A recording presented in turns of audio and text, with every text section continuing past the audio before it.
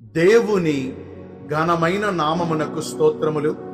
ఈ వాగ్దానమును వింటున్న మీకందరికీ మన ప్రభువును ప్రియ రక్షకుడైన యేసుక్రీస్తు నామములో శుభములు, మా హృదయపూర్వకమైన వందనములు. ఈరోజు మీ కొరకైన దేవుని వాగ్దానము దానియేలు గ్రంథము 10వ అధ్యాయము 19వ వచనము. నీవు బహుప్రియుడవు, భయపడకుము, నీకు శుభమవునుగాక. మంచి దేవుడైన యేసయ్య ఈ మంచి వాగ్దానమును నేడు మనందరి జీవితములలో నెరవేర్చునుగాక. ఆమేన్. ఈ వాగ్దానాన్ని వింటున్న ప్రియ దైవ జనాంగమా, బబులోను సామ్రాజ్యములో చెరపట్టబడిన యూదులలో ఒకడైనటువంటి దానియేలు తనకు ఎదురవుతున్న పరిస్థితులను బట్టి కలవరపడుచు, దిగులు పడుచు, భయపడుతున్న సందర్భములో ఉన్నప్పుడు దేవుని దూత అయిన గబ్రియేలు దేవుని ద్వారా ఆజ్ఞ పొందిన వాడై దానియేలు నొద్దకు వచ్చి, దానియేలు, భయపడకుము, నీవు దేవుని దృష్టికి బహు ప్రియుడవుగా ప్రవర్తించావు కాబట్టి నీకున్న దుర్వార్తలన్నీ దేవుడు తొలగించి, నీ చుట్టూ ఉన్న కలవరముల నుంచి దేవుడు నిన్ను విడిపించి, నీ భయములన్నిటిలో నుండి ఆయన నిన్ను విడిపించి, ఇది మొదలుకుని నీకు అంతా శుభమునే కలిగించబోతున్నారు అన్న వార్తను అందించారు. ఆ మాట విన్న తర్వాత దానియేలు ఎంతో ధైర్యమును తెచ్చుకున్నాడు. ఈ వాగ్దానాన్ని వింటున్న ప్రియ దైవ జనాంగమా, ఒకని ప్రవర్తన దేవుని దృష్టికి ప్రియముగా ఉన్న ఎడల, అంటే ఆయనకు ఇష్టమైన రీతిగా ఎవరైతే ప్రవర్తిస్తారో వారి జీవితములలో అంతా శుభమునే కలిగిస్తూ వారిని దేవుడు అంచెంచెలుగా క్రమక్రమముగా వర్ధిల్ల చేస్తారు. దేశము యొక్క ఉన్నత స్థలముల మీద నిలవబెడతారు. గొర్రెల కాపరి అయిన దావీదును మనము పరిశీలిస్తే అతడు సామాన్యమైనటువంటి గొర్రెల కాపరిగా ఉన్నాడు. తన తండ్రి ప్రేమను గాని, తన తల్లి ఆదరణను గాని, తన అన్నల ప్రేమను గాని పొందుకోలేక మనుషులందరిలో చిన్న చూపు చూడబడినవాడు. కానీ దేవుడు దావీదును కోరుకుని, అతడు నా ఇష్టానుసారుడైన మనుషుడు, అతడు నా ఉద్దేశములన్నిటినీ నెరవేర్చుచున్నాడు అని దావీదును గురించి మంచి సాక్ష్యమును దేవుడు అందించి, అంత మాత్రమే గాక గొర్రెల కాపరి స్థాయిలో ఉన్న దావీదును దేవుడు హెచ్చించడం మొదలుపెట్టి ఎంతగా హెచ్చించారో తెలుసా? ఇశ్రాయేలు సామ్రాజ్యమునకు చక్రవర్తి స్థాయికి దావీదును దేవుడు వర్ధిల్ల చేశారు. ఇంత స్థితిని పొందుకుంటానికి, దావీదు ఇంతలా ఘనపరచబడటానికి గల మూల కారణం ఏమనగా అతని ప్రవర్తన దేవునికి ప్రియముగా ఉండబట్టే. ఒక దానియేలును మనం పరిశీలించినా, ఒక దావీదును మనం పరిశీలించినా, ఇంకా పరిశుద్ధ గ్రంథములో ఉన్న ఎందరో భక్తుల జీవితమును మనం పరిశీలించినా, వారందరూ దేవుని దృష్టికి ప్రియులుగా ప్రవర్తించారు కాబట్టి, దేవుని దృష్టికి ఇష్టమైన ప్రవర్తన కలిగి నడుచుకున్నారు కాబట్టి దేవుడు వారి పక్షమందుండి వారి స్థితిగతులను మార్చి, అట్టడుగు స్థితిలో ఉన్న వారిని, మనుషులందరి చేత తృణీకరించబడిన వారిని, దీన స్థితిలో ఉన్న వారిని దేవుడు విడిపించి వారి బంధకాలను తెంచివేసి వారి పరిస్థితులను ఆశీర్వదించుచు వారిని అంతకంతకు ఉన్నతమైన స్థితిలో నిలవబెట్టారు. ఈ వాగ్దానాన్ని వింటున్న ప్రియ దైవ జనాంగమా, మరి భక్తులను ఉన్నతమైన స్థితిలో పెట్టి వారిని ఘనపరిచిన దేవుడు ఈ రోజున మనము కూడా ఆయన దృష్టికి ప్రియమైన ప్రవర్తన కలిగి జీవిస్తే, ఆయన దృష్టికి ఇష్టులైన ప్రవర్తన కలిగి మసులుకోగలిగితే, మరి దేవుడు మనలను ఆశీర్వదించరా? దేవుడు మనలను వర్ధిల్లజేయరా? దేవుడు మనలను కూడా ఘనపరచరా? ఆయనకు ఇష్టలుగా నడవలేక, ఆయనకు కష్టమైన పనులను చేస్తూ దేవుని ద్వారా ఘనపరచబడాలని మనలో కొందరు కోరుతున్నారు. భక్తులు ఊరకనే ఘనపరచబడ్డారా? భక్తులను దేవుడు ఊరకనే హెచ్చించాడా?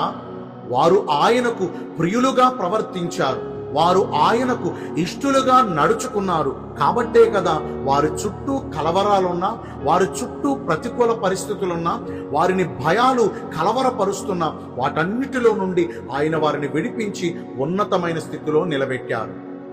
ఈ మాటలన్నీ శ్రద్ధగా వింటున్నారు కదా. మరి నేడు మనము కూడా ఆయన దృష్టికి ఇష్టలుగా ప్రవర్తించగలిగితే, ఆయనలో పక్షపాతం లేదండి. దేవుడు ఎంత మాత్రం పక్షపాతి కాడు. ఆయన అందరికీ ప్రభు అయి ఉన్నారు. మన పితరులను ఎలాగున దేవుడు ఘనపరిచారో నిశ్చయముగా నేడు మనందరినీ కూడా అట్టి రీతిగా ఆయన ఘనపరుస్తారు. మన పితరుల కంటే అధికముగా ఆయన మనకు కృపను చూపించి వారి కంటే ఉన్నతమైన స్థితిలో ప్రభు మనలను నిలవబెడతారు. మరి ఇంతవరకు మనం ఒక మాటను వింటూ దాని సారాంశాన్ని మనం తెలుసుకున్నాం. ఆయన దృష్టికి ఎందరైతే ప్రియులుగా ప్రవర్తిస్తారో ప్రభు వారికి శుభమును కలుగజేస్తారని, వారి భయాలు తొలగిస్తారని, వారిని దేవుడు అంతకంతకు ఘనపరుస్తారని ఉదాహరణలను కూడా మనం గమనించాం. మరి దేవుని దృష్టికి ప్రియమైన ప్రవర్తన అంటే ఏంటి? భక్తుడైన దానియేలు ఎందుకు దేవుడి దృష్టికి ప్రియుడయ్యాడు అంటే, అతడు దేవుని దృష్టికి నిర్దోషిగా ప్రవర్తించాడు. దేవుడు దానియేలును కనిపెట్టినప్పుడు దానియేలులో ఏ దోషము కనపడలేదండి. నిర్దోషిగా నడుచుకున్నాడు కాబట్టి ఏ పాప మాలిన్యము తనకు అంటకుండా, ఏ అతిక్రమములు తనకు అంటకుండా, ఏ చెడ్డ ప్రవర్తన తనకు అంటకుండా తన ప్రవర్తనను కాపాడుకున్నాడు. ఉండటానికి తనది కాని దేశములో ఉన్నా, తనది కాని ప్రజల మధ్యన ఉన్నా, నా వారెవ్వరూ లేరులే, నాకు నచ్చినట్టుగా ప్రవర్తించవచ్చులే అనుకోలా. నేను ఈ భూమి మీద ఎక్కడ ఉన్నా నా దేవుడు నాతో ఉన్నాడు, నా దేవుడు నన్ను చూచుచున్నాడు అనే భయం కలిగి ప్రవర్తించాడు కాబట్టి, పరిశుద్ధమైన రీతిగా ప్రవర్తించాడు కాబట్టి, నిర్దోషమైన ప్రవర్తనను బట్టి దేవుడు దానియేలుకు తోడుగా ఉండి అతనిని ఘనపరుస్తూ వచ్చారు. దానియేలు ఒకానొక సందర్భంలో సింహాల బోనులో పడద్రోయబడినప్పుడు ఆ సింహాల వల్ల దానియేలుకు ఏ హాని కలగకుండా దేవుడు తన దూతలను పంపి ఆ సింహాల నోళ్లను మూయించారు. దానియేలును దేవుడు సురక్షితముగా కాపాడాడు. అక్కడ దానియేలు రాజుతో అంటాడు, నేను నా దేవుని దృష్టికి నిర్దోషిగా కనబడ్డాను కాబట్టి దేవుడు తన దూతలను పంపి నన్ను కాపాడారని.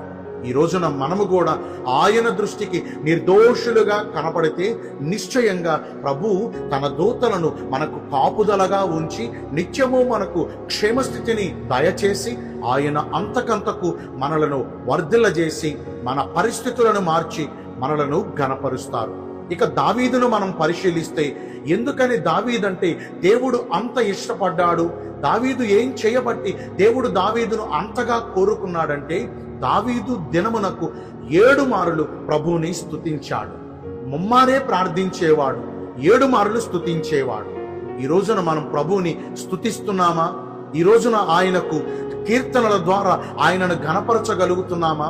దేవుని వాక్యం సెలవిస్తుంది, నన్ను ఘనపరచు వారిని నేను ఘనపరుస్తాను అని. మరి ఈ రోజున స్తుతి స్తోత్రముల ద్వారా, కీర్తనల ద్వారా మనం ఆయనను ఘనపరిస్తే, ఆయన చేసిన క్రియలను జ్ఞాపకం చేసుకుంటూ, ఆయనను ప్రస్తుతిస్తూ, ఆయనను మహిమపరుస్తూ, ఆయనను ఆరాధిస్తూ ఉంటే, ఆయనకు స్తుతి స్తోత్రాలను నైవేద్యముగా అర్పిస్తూ ఉంటే, అట్టి వారి విషయములో దేవుడు ఎంతో సంతోషపడతాడు. ఎద్దు కంటెను, కొమ్ములను డెక్కలను కలిగిన కోడెల కంటెను కీర్తనల ద్వారా ఆయనను ఘనపరచు వారంటే దేవునికి ఎంతో ఇష్టం. స్తుతి చేయుట యథార్థవంతులకు శోభస్కరమని లేఖనాలు సెలవిస్తున్నాయి. మరి ఈ రోజున ఈ ఇద్దరి భక్తులలో నుండి 2 మాటలు మనము పరిశీలిస్తే, ఒకరు నిర్దోషులుగా కనపడ్డారు, ఒకరు దేవుణ్ణి స్తుతిస్తూ ఉన్నారు. ఈ 2 పనులు నేడు మనం చేయగలిగితే, ఈ 2 క్రియలంటే దేవునికి చాలా ఇష్టం. ఆయనకు ఇష్టమైన క్రియలు మనము చేసిన ఎడల ఆయన మన చుట్టూ ఉన్న కలవరాలు తొలగించి, మన భయాల నుండి మనలను విడిపించి, మనకు ఇది మొదలుకుని అంతా శుభప్రదమైన జీవితమును దయచేసి అంచెంచెలుగా ఆయన మనలను ఘనపరుస్తూ వస్తారు. దేవుడు ఈ కొద్ది మాటలు మనందరి వినికిడిలో దీవించి మనందరి జీవితాలలో ఈ వాగ్దానమును నెరవేర్చునుగాక. ఆమేన్. మీ కొరకు ఒక చిన్న ప్రార్థన చేస్తానండి. పరిశుద్ధుడా, ప్రేమ కలిగిన యేసురాజా, మీ కృపగల ఘనమైన నామమును బట్టి నిండు మనసుతో కోట్ల కొలదిగా మీకు మా కృతజ్ఞత స్తుతులు స్తోత్రములు వందనాలు చెల్లిస్తున్నాము. మీకు ప్రియమైన ప్రవర్తన కలిగి జీవిస్తే మీరు మమ్మను ఘనపరుస్తానని ఈరోజు వాగ్దానము ద్వారా సెలవిచ్చారు. లేఖనానుసారముగా ప్రవర్తించి మీ ద్వారా ఘనతను పొందుకునే కృప నేడు మాకందరికీ దయచేయండి. ఈ రోజున ఎందరైతే పుట్టిన రోజులను వివాహ దినములను ఇతరమైన శుభకార్యములను జరిగించుకుంటున్నారో వారందరికీ మెండైన దీవెనలు కుమ్మరించమని, మీ రాకడ కొరకు మమ్మను సిద్ధపరచమని యేసుక్రీస్తు ప్రశస్త నామమున ప్రార్థించి వేడుకొనుచున్నాను మా ప్రియ పరలోకపు తండ్రి. ఆమేన్. May God bless you all. Thank you.